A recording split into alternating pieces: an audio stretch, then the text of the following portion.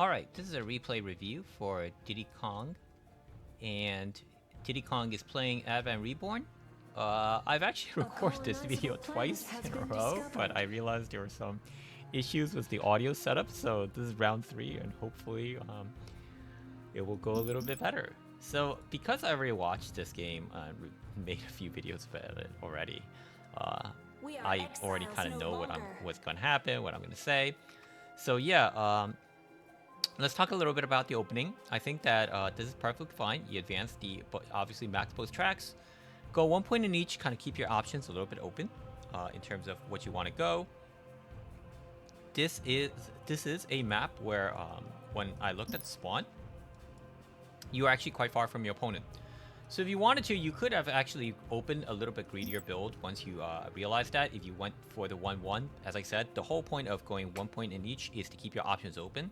So by the time you finish scouting your opponent, you kind of like decide on whether or not you could go a little bit more greedy into civilian tier, or do you need to go more militaristically.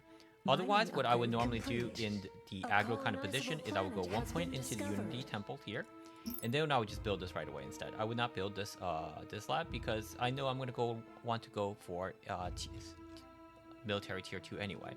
On top of that, because of the fact that the bonus here is to, let me look show it here, right? It's towards military research. Military research is going to be one of the more important researches anyway in terms of what you want to kind of finish ASAP. So that also helps.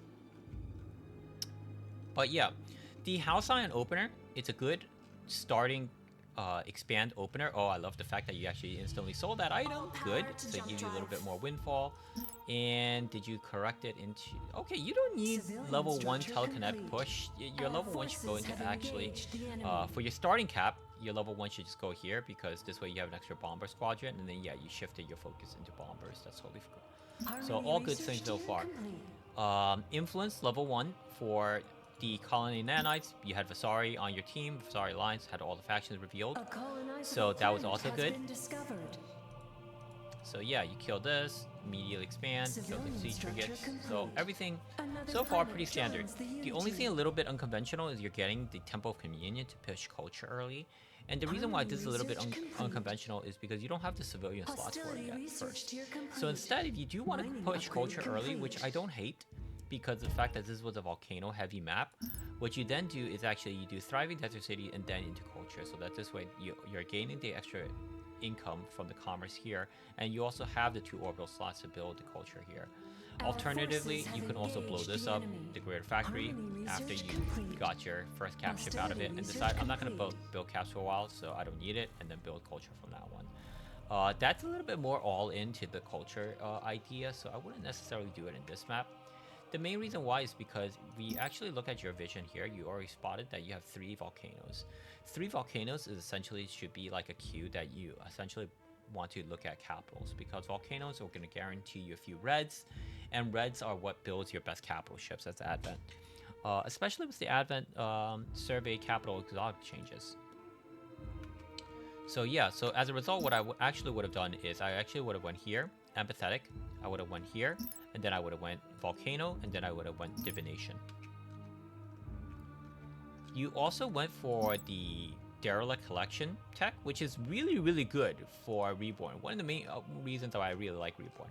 But you didn't have any derelict that were worth taking, except for this one over here, which you didn't even path towards.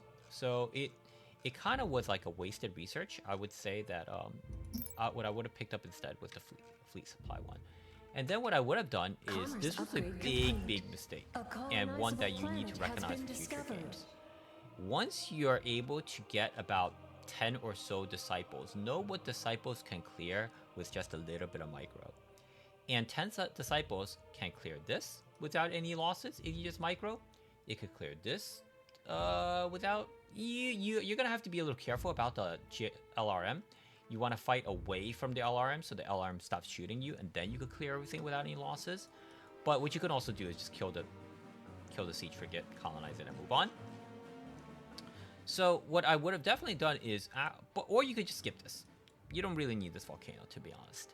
But what I would have definitely done is have about 10 LRMs.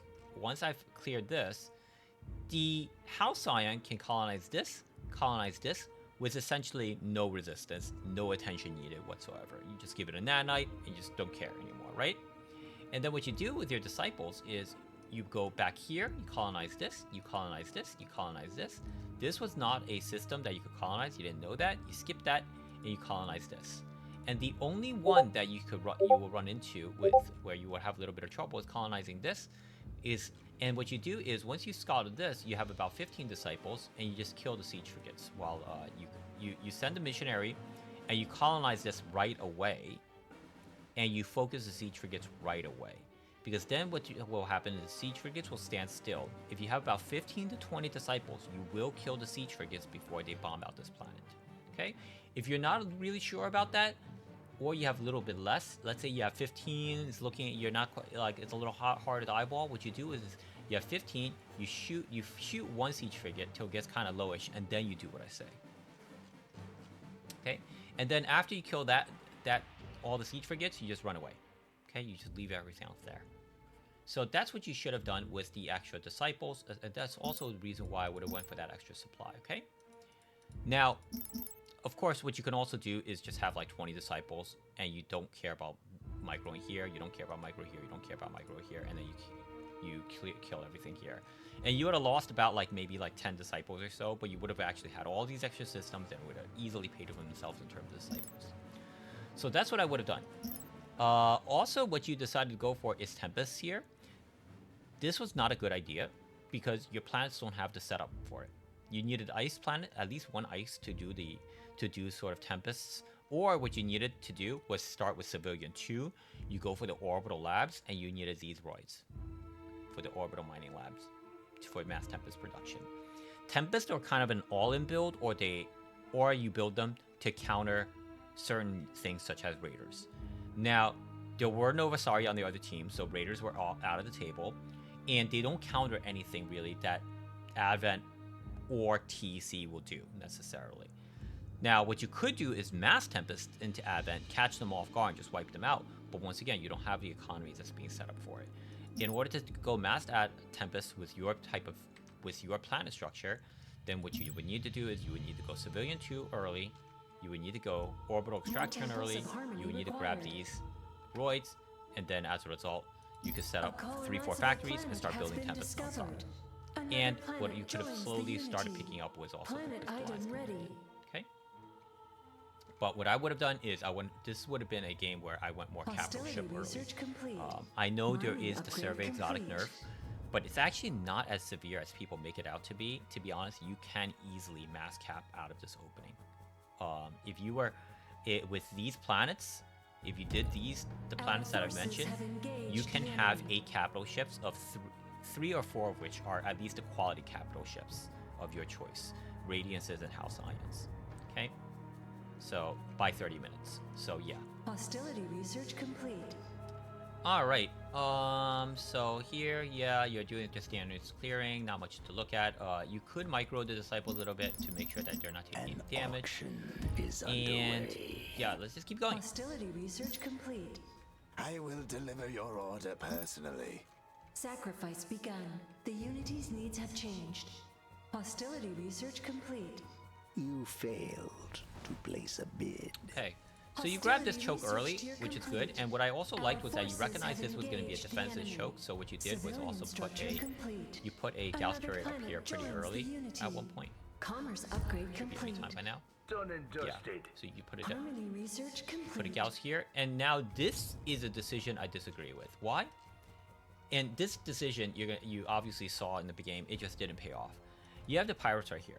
Now the desert is a extremely juicy planet. You do have the fleet for it to clear it out, which would be and it's pretty hefty investment to clear out this desert. Why? Because with the pirate next to the desert, you must full clear this. You can't just kill the siege frigates and leave. Because if you just kill the siege frigates and leave, the pirates will come, they'll bomb it out, and you have no defenses because you have the neutral garrisons that will ignore the pirates. So you're forced to full clear it just to build defenses on it. And you need a lot of defenses to defend against the pirates constantly here. You essentially are going to need 2 levels of defenses and 8 laser turrets, small laser turrets, just surrounding this planet, essentially in the front line like this. like just in one straight line, and then like one beam and 2 or 3 Gauss turrets here, all in this line. And so it's a very, very expensive investment to take this desert planet. Now, over time, it will pay off. But instead, imagine, which do you think pays off better? This desert planet or all of these planets here in the system? Obviously, there's no question, right? This planet, this planet, this planet, and these 2 planets would have obviously been 5 to 1 in terms of what's favorable for you to actually hold. So yeah. So that's the decision that you can see here essentially ended up haunting you for most of the game because you couldn't quite hold it. And on top of that, it also offered Red a back route that will go through to essentially enter the rest of your systems. And obviously, as a spoiler, that's for people watching this, that's essentially what ended up happening. So yeah, let's kind of like just go past this, see how it plays out. So as I said, now that you've committed to this, you needed to build defenses, and what you also probably wanted to invest in was actually this Frontier Upload link, just for that extra planet regen. So, and you would have needed level 2 defense for you to really get this payout. Done and dusted. And at this point, you decide to research drone hosts. Once again, same issue as the Tempest I mentioned earlier. In order to commit to building drone hosts, at this point, you need to have the economy set up for it, and also 2 greater factories, so you can start building drone hosts out of 2 factories. Because you really need that critical mass for carriers to pay off. Carriers rely on their ranged alpha strike in order for them to pay off in an actual fight. So they want to be on the opposite side of the grab wall. The bombers are sitting here at the entrance. Your opponent jumps in and loses stuff instantly. And then they have to decide, did they just suck up with the losses, run away, or did they keep going? And usually that's a very expensive decision at that point. Okay? So that's where carriers are really strong at. Carriers are not good when you have to jump into something like a small grav well and fight in that small grav well. Carriers absolutely suck in that, unless you have the overwhelming numbers, which you don't, because you don't have the infrastructure and you don't have the economy set up for it. And in addition, what you don't want to do is start trickling in carriers, letting your opponent see you're slowly massing carriers, because your opponent has plenty of time then to start massing the counter to it, which in this case would have been that boarding crews are right here. So unfortunately, we kind of see that play out, right? So from here on, you decide to take the offense, which is, I think, a good decision. Well, no, actually, you kind of have to bounce back, start defending. This planet gets really low. Exotics have been unveiled by our scryers. You are able to hold this off. You did put an initial Gauss turret here. And at this point, once again, as I said, if you're committing to holding this, you got to build up level up the defenses. Done and dusted. You failed to place a bid. For Endurium, what do you do with 4 Endurium? Sanctuary Spire. The moment you even get 1 Endurium, you put it on your Sanctuary Spire, you slap it over here. Next one, slap it over here. Third, if you were able to hold this long term, slap it over here. Okay, that's what Endurance for. I don't know why you went Civ 3. This is so expensive as a commitment to go for. And it absolutely, you are nowhere close to being able to transition into it properly. So this is a very, very greedy investment. Actually, I mean, you're gonna need to tell me at some, maybe at some point through, like, after the review, like, hey, what's the decision-making process to go through tier 3 here? The only thing I can think of is it's good for this. So Reclamation, if you're gonna go for a heavy kind of cleanse resurrection play, but you don't have like the fleet that's really set up for this. If you're going for the resurrection play, then you want to go something like, probably with your current economy, something like mass disciples. Like, and when I say mass, I'm talking about like 100 plus disciples at this point. And then yeah, you could go resurrection, so reclamation. So yeah. All right. I like that you're taking this offense here. You realize there's a critical choke. So this is good. The alternative would have been, instead of full clearing this, you notice that it's empty. you kill the siege frigates, colonize this, leave it there, and go straight here instead. Especially because this has a juicy derelict, and you have the derelict collections here, right? So, and the reason why is because then you have a free kind of scout here that has a neutral garrison above it to spot anytime red is going to come in while you finish off orange. But, you know, this is totally fine too. You take this, and then what you need to do is just completely fortify this. Okay, and I like that you kind of like mentioned Gauss here. Not everyone in a pub game will know what Rainbow Gauss is standing for, so yeah, I noticed that they got a little bit confused here. The Unity has fallen silent on one of our planets. Yeah. And you lost this to the pirates because, so it's a pretty hefty investment of a loss. I will deliver your order The personally. Gausses are getting dropped randomly, but this is okay, you know? So what you should have done is, you should have built defenses here.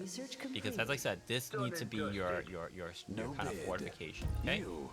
You go to fight Orange off here. This is good, because you just have a way bigger fleet than him. Orange looks like he's a little new into the game. So you're kind of taking advantage of the fact that, yeah, he's vulnerable right now. So you attack into him, and you're able to beat him. I would say either commit to whether your bombers you kill the small ships or you kill the Radiants. I think killing the small ships is not a bad idea. You get yourself some free XP, and you whittle down his fleet supply.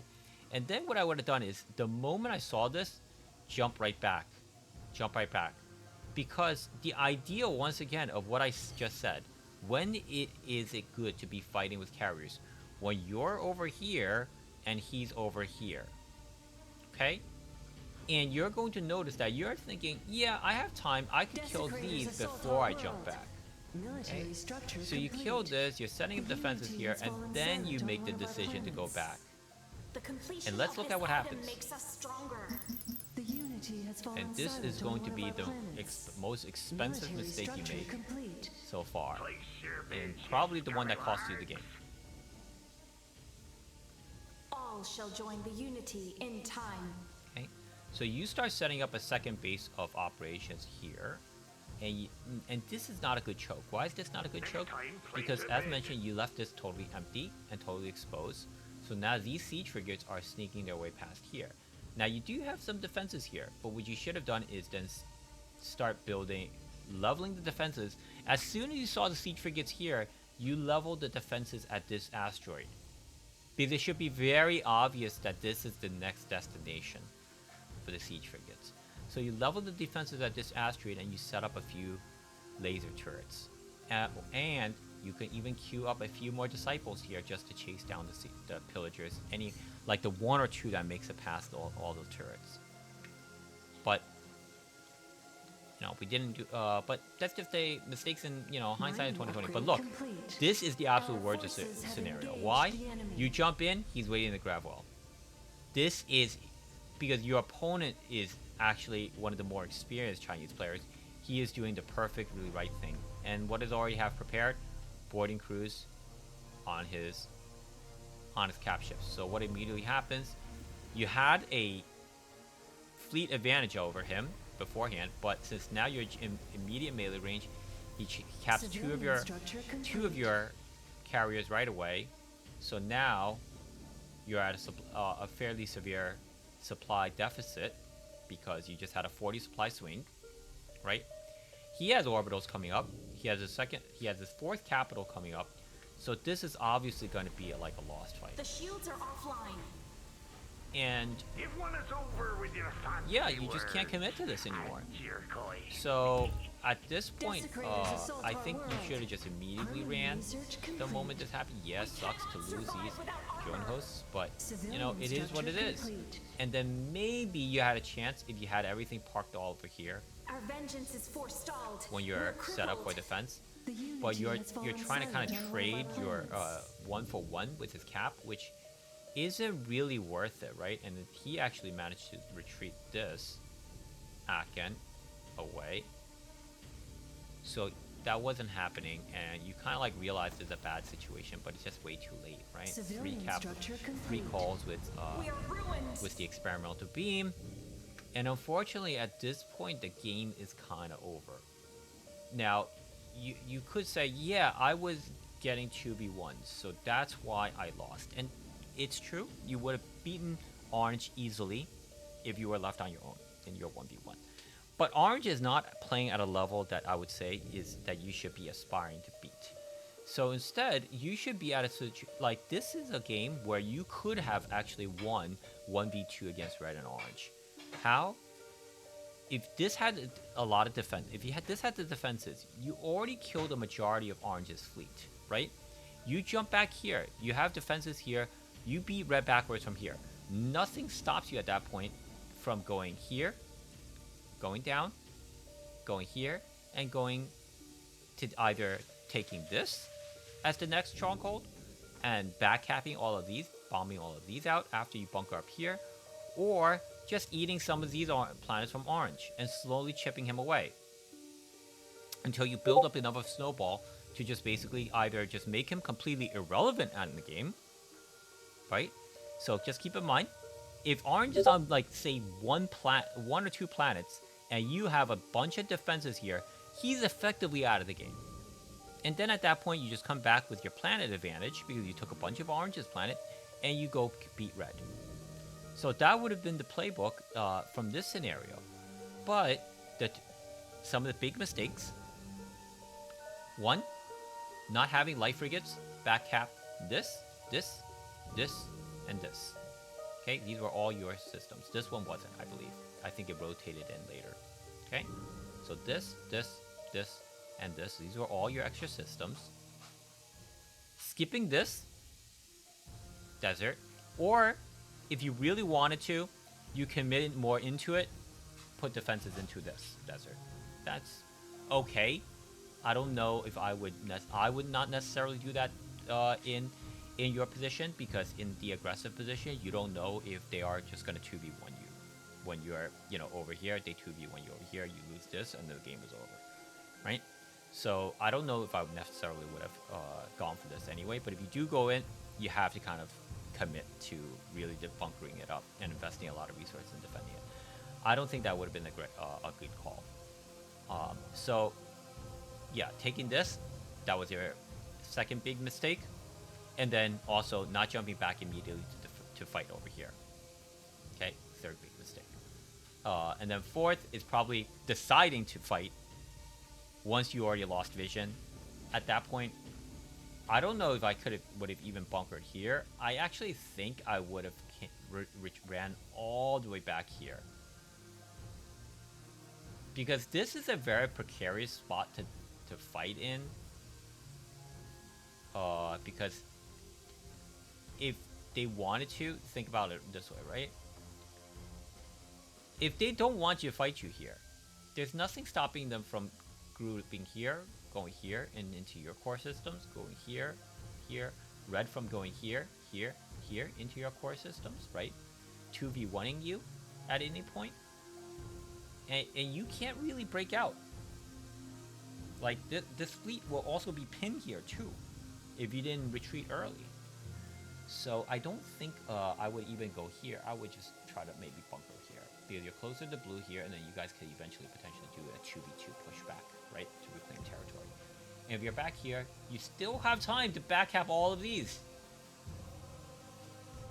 So yeah. And finally, I don't think this is the game to go drone hosts. And if you're going drone hosts, you don't go guardians. You basically, because you just are going to be building pure drone hosts. The whole point of drone hosts is that they don't get attacked. They're long range. They should be in the back. So you don't even need guardians if you're going drone hosts. You'll be hiding most of the time. So if you're going guardians, you don't go drone hosts. What I think we would have done instead, do a capital rush opening, like a mass capital time push, and push with just mass caps. And then transitioning eventually into Guardians, and eventually transitioning into Illuminators. I think your plans were better set up for that. So yeah, that is the replay review. Hope it helped, and yeah, feel free to reach out to me if you have any questions.